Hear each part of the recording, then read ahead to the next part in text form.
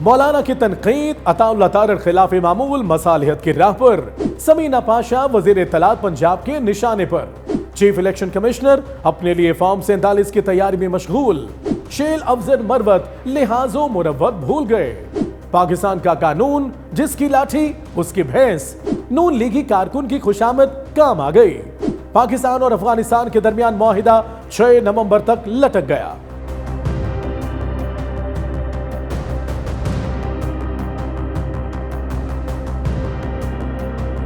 ٹاکز live کی daily update میں ہوں آپ کا ہوسٹ حیدر علی۔ بڑھتے ہیں تفصیلات کی جانب، لیکن اس سے پہلے ہمیں لائک، فالو اور سبسکرائب کیجئے اور بیل آئیکن کو دبانا مت بھولیں تاکہ ٹاکز لائیو پر ہماری ملاقاتیں یوں ہی چلتی رہیں۔ مولانا فضل الرحمان نے مریم نواز کی آئمہ کو دیے جانے والے وظیفے پر کڑی تنقید کرتے ہوئے 10,000 روپے حکومت کے منہ پر مارنے کا کہا۔ اس پر وفاقی وزیر عطاءاللہ طارق نے کیا جواب دیا، سنیے۔ مولانا بزرگ ہیں، ہمارے ایک فطری طور پہ اتحادی بھی رہے ہیں، جی بڑے بھی ہیں۔ اب میری تو ان سے التجا ہوگی کہ رویے میں نرمی اور شائستگی لانی چاہیے، اور یہ بات کرنے کے اور 100 طریقے ہیں اور یہ بات اور طریقے سے بھی کی جا سکتی ہے۔ صحیح ہے، ہم ان کا ادب احترام کرتے ہیں۔ ایک لطیفہ ہے طارق صاحب، کسی سے سن لیجئے گا، یہی پنچ لائن ہمارا کامنٹ ہے آپ کے بیان پر۔ باجی ڈر گئی، باجی ڈر گئی، پریشان نہ ہو، صاف ستھرا لطیفہ ہے، اتنا ہی صاف ستھرا جتنا مولانا کا ڈائلاگ تھا، وہی جس پر آپ نے یہ بیان داغا ہے۔ معروف صحافی سمینہ پاشا نے ایک ٹویٹ کی ہے جس میں انہوں نے وزیر اعلیٰ پنجاب مریم نواز کے تحریک لبیک سے متعلق بیان کو شیئر کیا اور کیپشن میں لکھا، جھوٹ بولنے کے فن پر ایک الگ مضمون پڑھایا جانا چاہیے اور اس میں محترمہ مریم نواز کی شخصیت پر تحقیقی مقالے لکھے جانے چاہیے۔ ٹویٹ نہیں تھا جیسے سمینہ پاشا نے دربار لاہور پر بم دے مارا ہو۔ وزیر اطلاعات عظمہ بخاری نے آؤ دیکھا نہ تاؤ فوراً میدان میں اتری اور سمینہ پاشا کو ایسی سنائی جیسے پچھلے زمانے کی سکڑ ساسیں کاہل کامچور بہوؤں کو سنایا کرتی تھی۔ خدا کی قسم ہے، صحافت کے نام پہ کالا دھبا ہے، اور مجھے افسوس یہ ہے کہ میں ان خاتون کو کبھی جانتی تھی۔ اچھا، اس نے اس میں ٹویٹ کیا ہے کہ جھوٹ بولنے کے فن پر ایک الگ مضمون پڑھانا چاہیے اور اس میں تحقیقاتی جو ہے مقالے لکھنے چاہیے۔ مطلب اللہ کی شان ہے، یہ سٹپنیاں بھی ہمیں باتیں کرتی، وہ سٹپنیاں جن کو گلی محلے میں ان کے اپنے لوگ نہیں جانتے تھے، وہ اب دوسروں کو باتیں کریں گی۔ اور اگر تحقیقی مقالے لکھنے ہیں تو ایک مقالہ تو اس موصوفہ کے اوپر بھی لکھا جانا چاہیے، اس میں چیک کرنا چاہیے کہ ٹائیگر صحافی کیوں اور کیسے بنی، سوال نمبر 1 ہو سکتا ہے۔ دوسرا سوال یہ ہو سکتا ہے کہ پروپیگنڈا سیل پر چلنے کے بعد صحافی کہتے ہوئے شرم نہیں آتی، یہ بھی دوسرا سوال ہو سکتا ہے۔ تیسرا سوال یہ بھی ہو سکتا ہے کہ ڈالر کمانے کے لیے انسان کو کس حد تک گرنا پڑتا ہے۔ عظمہ بخاری جی، ہم نے آپ کو وزیر اطلاعات لگایا ہے، ڈانٹ ڈپٹ کرنے والی چاچی نہیں۔ آپ کا کام عوام کو معلومات دینا ہے، نہ کہ صحافیوں کو ڈرانا دھمکانا، ان پر چیخنا۔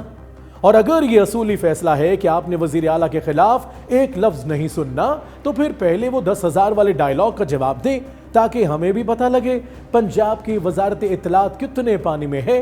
یہ تو وہی بات ہوئی نا، بڑے بچوں سے مار کھا کر اپنا غصہ چھوٹے بچوں پر اتارنا۔ ملک میں شفاف ترین انتخابات اور ووٹرز کے حقوق کے بے مثال تحفظ کے بعد چیف الیکشن کمشنر سکندر سلطان راجہ عوامی خدمت کے میدان میں بھی سرگرم ہو گئے۔ سرگودا کے بھیرا میں سرکاری ماڈل سکول کا سنگ بنیاد رکھا، انتظامی افسران بھی ساتھ تھے۔ ابھی تک راجہ صاحب نے ریاست اپنے کندھوں پر اٹھا رکھی ہے اور اب سیاست کو بھی اٹھانے کا ارادہ رکھتے ہیں۔ عملی سیاست میں قدم رکھنے جا رہے ہیں۔ جہاں اتنے فارم 47 بنے ہوں وہاں ایک فارم ان کے نام کا بھی بن جائے تو کیا حرج ہے، آخر اتنا تو حق بنتا ہے نا بھائی کا۔ اب رخ کرتے ہیں شیر افضل مروت صاحب کی جانب، موصوف کیا فرما رہے ہیں، ملاحظہ فرمائیے۔ یہ عمران ریاض آج جناب علی چکوال میں ارب کی جائیدادیں ہیں اور کروڑوں روپے جو ہیں یہ جھوٹ بول کے بناتا ہے، اور بنا ہوا ہے کیا، کس طرح گیا، ابھی حج پہ گیا تھا۔ پاکستانی حکومت جو ہے اس کا پاسپورٹ بلاک نہیں کر رہی ہے، کیوں نہیں کر رہی ہے؟ آپ پاکستان سے نکل گئے، آپ عمان پہنچ گئے، آپ پھر یو کے پہنچ گئے، آپ ہمیں ورغلا رہے ہیں۔ میں 3 مہینے مجھے اٹھایا تھا، آپ نے اٹھایا نہیں تھا، آپ بمائے اہل خانہ کی مہمان تھے۔ مروت صاحب نے اچھا وتیرہ پکڑا ہے، हमेशा अपने से बड़े से पंगा लेते हैं। जाहिर है बड़े से पंगा लो तो ही न्यूज बनती है ना, लेकिन अभी तक तो सब इग्नोर ही कर रहे हैं। अगर मरवत साहब का यही चलन रहा तो अनकरीब कोई ऐसा धो भी पटका देगा कि भाई साहब के मुंह से बेख्तियार अपने बारे में ही निकलेगा, बढ़ गया। मरवत साहब, वाकई बहुत से लोग मुंतजिर हैं कि कब आपका प्रोग्राम वाकई बढ़ता है। पाकिस्तान में हमेशा से एक ही असूल चल रहा है, जिसकी लाठी उसकी भैंस। ताजा मिसाल देखिए, पहले एफबीआर और एफआईए ने बड़ी अकड़ के साथ मुल्क के Namvar business groups HBL, Engro, Nishat और साबिक चेयरमैन एफबीआर शब्बर जैदी के खिलाफ करप्शन के मुकदमा दर्ज किए। दावा किया गया जैदी साहब के ईमा पर इन ग्रुप्स को अरबों रुपए के रिफंड्स गैर कानूनी तौर पर जारी किए गए। मगर जैसे ही रियासत की असल लाठी हरकत में आई, वही एफबीआर और एफआईए दुम दबाकर भाग गए और तमाम मुकदमात खत्म। अब सवाल यह है कि अगर ताकतवर के लिए कानून झुक जाए तो कमजोर का इंसाफ कौन करेगा? तौबा तौबा, यह मुल्क नहीं अखाड़ा है, यहां ताकतवर हमेशा जीत जाता है। नून लीग के एक कारकुन ने अनोखा कारनामा सर अंजाम दिया है। अपनी शादी के कार्ड पर वजीर आला पंजाब मरियम नवाज की तस्वीर लगाकर Maryam Nawaz book of world record में अपना नाम दर्ज करवा लिया है। मरियम नवाज इस बात पर इतनी खुश हुई कि ट्वीट में लिखा, इसका पता करवाओ, मैं इसे तोहफा भेजूंगी।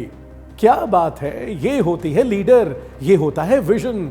जान की अमान पाऊं तो अर्ज करूं, वजीर आला साहिबा, आपको दूर किसी गांव में एक वर्कर की तारीफ नजर आ गई, मगर वो लोग नजर नहीं आ रहे जो अफलास और महंगाई की वजह से बेटियों को घर बिठाकर बूढ़ा कर रहे हैं। मलके पंजाब जरा उनकी तरफ भी कोई तोहफा अरसाल फरमाएं, वो भी पंजाब की बासी हैं। कतर और तुर्किया की सालसी में अफगानिस्तान और पाकिस्तान के दरमियान एक अबूरी मुआहिदा अरेंज किया गया। मुज़ाकरात का एक और राउंड 6 नवंबर को होगा, जिसमें मुआहिदे का तरीक़ाकार तय किया जाएगा।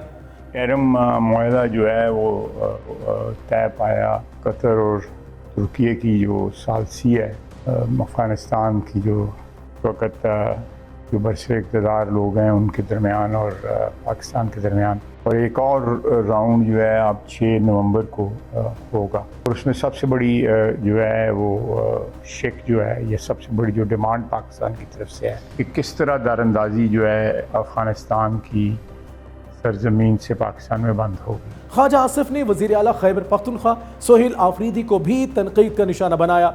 कहा, वज़ीर आला केपी वफाक के हिस्सेदार हैं, उन्हें मामलात में हिस्सा लेना चाहिए। अगर वज़ीर आला न्याजी लॉ के तहत चलना चाहते हैं तो पाकिस्तान किसी फर्द वाहिद की मलकियत नहीं। देखें, ये न्याजी लॉ जो है ना, ये अब नहीं चलेगा। आप देखें कौन सी चीज़ है वो हर बात पे वो कहते हैं हमारी मुलाकात कराई जाए, हमारी मुलाकात कराई जाए। और दहशतगर्दी की इनडायरेक्टली एक किस्म की हमायत कर रहे हैं दहशतगर्दी की। पाकिस्तान जो है वो किसी फ़र्द वाहिद की मलकियत नहीं है। पाकिस्तान जो है 25 करोड़ आवाम की मलकियत है। इंसान आज हैं, कल नहीं है। ख्वाजा आसिफ साहब, आप बिल्कुल दुरुस्त फरमा रहे हैं। पाकिस्तान वाकई किसी फर्द वाहिद की मलकियत नहीं, मगर आप ये भूल रहे हैं कि ये मुल्क जमहूरियत से चलता है, आमरीयत से नहीं। और जमहूरियत में फर्द वाहिद के पीछे करोड़ों आवाम खड़े होते हैं। आप खैबर पख्तूनख्वा से ताउन की उम्मीद जरूर लगाएं, लेकिन सिर्फ उम्मीद नहीं, उम्मीद के साथ उनके मुंतखब वज़ीर आला की बात को भी वही अहमियत दें जो आइन देता है। यही निजाम का हुस्न है कि मरकज और सूबे एक दूसरे के मुखालिफ नहीं बल्कि शराकतदार होते हैं। Talk is live, like share subscribe कीजिए, क्योंकि सच वही जो हम बोलें। Talk is live.